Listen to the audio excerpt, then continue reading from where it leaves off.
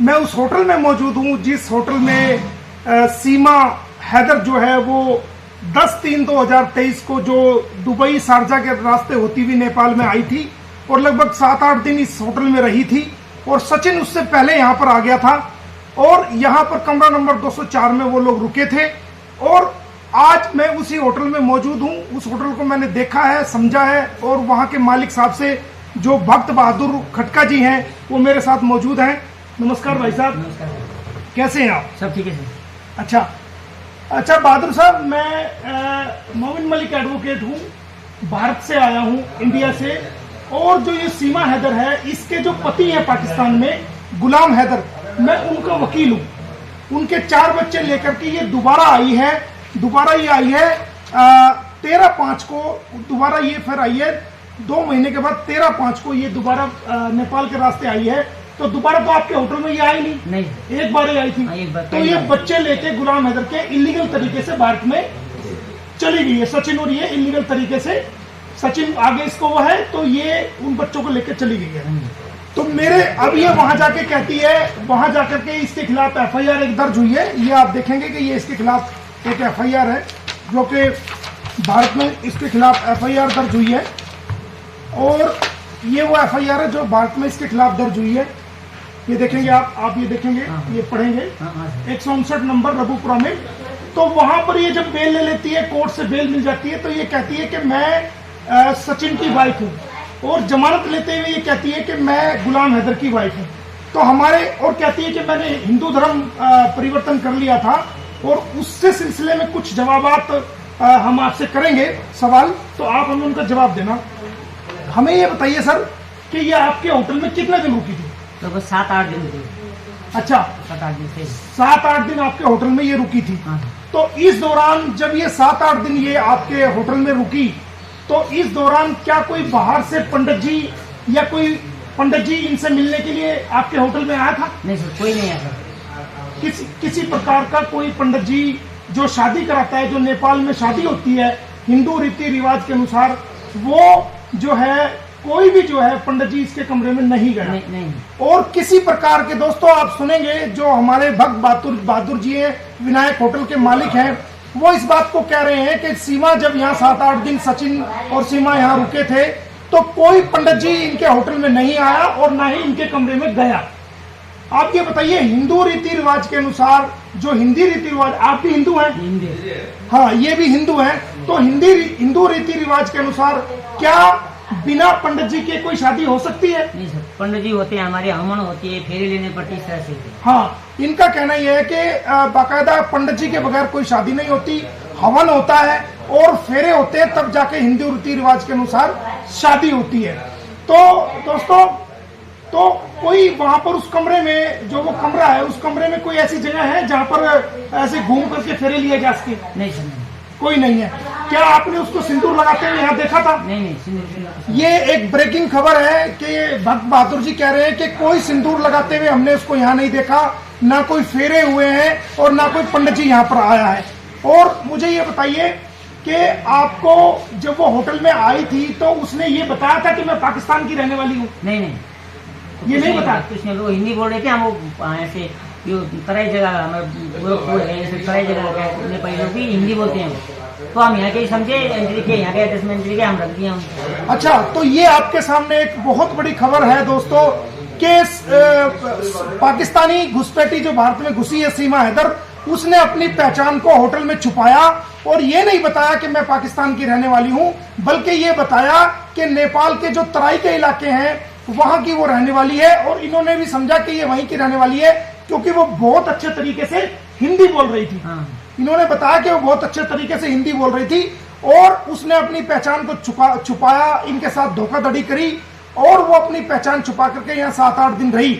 सचिन ने भी अपना नाम नहीं बताया और ना ये बताया कि वो भारत से हैं, और ये बताया कि वो नेपाल से हैं, और वो यहाँ पर तराई के इलाके से बताया। यही कारण रहा कि उन्होंने रजिस्टर के अंदर, जो हमने रजिस्टर चेक किया है वो भी दिखाएंगे आपको, उस रजिस्टर के अंदर अपनी पहचान छुपा करके, अपनी असली पहचान छुपा करके, अपनी नेशनलिटी पाकिस्तान की छुपा करके, अपनी नेशनलिटी इंडिया की छुपा करके और उन्होंने अपने आप को नेपाली बताया और इनके साथ भी धोखा किया, इनको धोखे में रखा। इनका किसी प्रकार का कोई दोष नहीं। और क्योंकि यहाँ पर बहुत सारे यहाँ होटल है, तो अगर इनको शक हो जाता ये नेपाल की है या भारत की है तो उससे सबूत लेते, लेकिन इन्होंने समझा कि ये जो है वो यही नेपाल के हैं। और सचिन ने बताया था कि वो मेरी वाइफ है, जबकि वो उसकी वाइफ नहीं थी। अच्छा ये बताइए, क्या आपने कहीं उसको पूजा करते हुए देखा है? नहीं कहीं भी पूजा कुछ नहीं करती। कोई हमारा काम करने वाला आदमी है तो नमाज कुछ पढ़ती थी अंदर, वो उनकी अच्छा तो हमारा काम करने वाला आदमी आते जाते थे, बाकी तो हम उनके रूम में नहीं थे। दोस्तों ये बहुत बड़ी खबर भाई साहब ने दी है। ये कह रही है कि होटल में कभी उसने पूजा नहीं करी और कोई वो पूजा नहीं कर रही थी। और जो इनके काम करने वाला आदमी है, तो जो वो कहाँ क्या कर रहा था काम में? रूम साफ करने जाते थे। अच्छा, तो जब आप रूम साफ करने आपका आदमी जाता था तो वो क्या करती थी? वो नमाज पढ़ती थी। क्या करते? अभी खाना नहीं, नमाज पढ़ी, इस तरह बोलने आता था वो। अच्छा, तो ये बता रहे हैं कि नेपाल के होटल में भी वो जब वो इनका कर्मचारी सफाई करने के लिए जाता था तो ये बता रहे इन्होंने देखा कि वो कमरे के अंदर नमाज पढ़ रही थी। तो दोस्तों ये कितना बड़ा धोखा हम भारतीयों के साथ हो रहा है, कितना बड़ा धोखा हम भारत सरकार के साथ हो रहा है, कितना बड़ा धोखा भारत की एजेंसीज के साथ ये कर रही है। पूरे देश को गुमराह कर रही है, पूरे देश को जो है ना पागल बना रही है, मूर्ख बना रही है। हमारे होटल के मालिक भक्त बहादुर जी ने बताया कि जब इनके कर्मचारी सफाई करने के लिए ऊपर जाते थे वहां पर कमरे में, तो इन्होंने देखा कि वो सीमा हैदर वहां कमरे में नमाज पढ़ रही थी। तो इससे क्या जाहिर हुआ कि वो एक मुसलमान थी जब होटल में आई, और उसका कहना यह है कि वो पाकिस्तान में अपना धर्म चेंज कर चुकी थी, जो कि बिल्कुल गलत है, गुमराह है। और जब वो नमाज पढ़ रही थी, ना कोई पंडित जी आया, ना कोई फेरे हुए, ना किसी प्रकार की शादी हुई, और वो वहां पर नमाज भी पढ़ रही थी। ये हमारे भक्त बहादुर जी ने बताया है। और आप मेरे से एक सवाल और बताइए कि क्या कोई भारत की पुलिस आपके पास आई है आज तक? नहीं सर, नहीं है। कोई जांच करने के लिए आई है? कोई भी नहीं है। कोई पूछताछ के लिए टेलीफोन आया हो? नहीं, कोई भी नहीं है। देखिए हमारी जांच एजेंसी जो रबुपुरा पुलिस है या कोई जेवर पुलिस है या कोई इन्वेस्टिगेशन एजेंसी है, उनका कोई टेलीफोन आज तक जो है वो भक्त बहादुर के पास नहीं आया है कि 1 साल से ऊपर का समय हो गया कि जांच जो चल रही है उस जांच में क्या किया गया है। किसी प्रकार का कोई इनसे जांच के रूप में कोई जो है ना इनके पास ना टेलीफोन आया है, ना इनसे आकर के किसी ने पूछने की कोशिश करी है कि सीमा हैदर कैसे आई, क्यों आई, किस प्रकार उसने नाम बताया। तो जांच के नाम पर भी हम कहेंगे कि इसमें जो जांच अधिकारी है वो पूर्ण रूप से मुझे लगता है कि वो विफल रहे हैं और वो आज तक जो है वो इस होटल से संपर्क नहीं कर सके, ना नेपाल में आ सके कि भाई जांच की जा सके कि नेपाल में उसका आने का कारण क्या था और कैसे वहां से गई।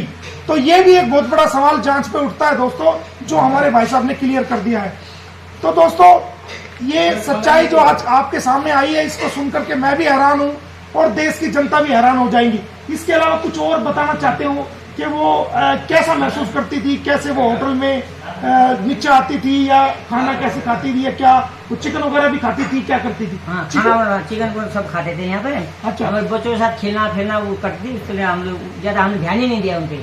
अच्छा, तो ये एक बहुत बड़ा जवाब भी भाई साहब ने दिया है कि बाकायदा वो जो होटल में रुकी थी, वो होटल में 10/3/2023 को रुकी थी, तो वो चिकन भी खाती थी और वो मटन वगैरह भी खाती थी और वो मांस का सेवन करती थी, जैसा कि हमारे होटल के मालिक भाई साहब ने बताया है। तो उसका झूठ का ढकोसला सब जो है ना सामने आ गया है कि वो कहती है मैं सनातनी बन गई हूँ, मैं चिकन नहीं खाती हूँ, मैं ये नहीं खाती हूँ। तो ये सब भी जो है वो यूज करती थी। अच्छा, आपके यहाँ ये शराब की बोतलें रखी हुई है, तो आपके यहाँ शराब आसाम से मिल जाती है? हाँ, शराब तो आसानी मिल जाता है। अच्छा, तो सचिन शराब की बोतल 1-2 शराब की बोतल खरीदी थी उसने? बाहर से कहीं लाया होगा सर, रूम में मिला था उसका, बाहर से कहीं से लाया के यहाँ से खरीदा तो हमें नहीं मिलता। अच्छा, इनका कहना है कि सचिन जो है बाहर से कहीं से, क्योंकि यहाँ अच्छा आम दुकान पे शराब की बोतल मिल जाती है, यहाँ तो किराना की दुकान में भी शराब की बोतल मिलेगी। अच्छा, इनका कहना है कि जो किराने की दुकान है, जो आम दुकान है, वहाँ भी पेप्सी को और कोक की तरह और लिम्का की तरह आम शराब की बोतलें भी वहां पर मिल जाती है। इनका कहना यह है कि वो बाहर से खरीद के लाया होगा, इस होटल से उन्होंने नहीं ली, बाहर से शराब की बोतल खरीद के लाया होगा।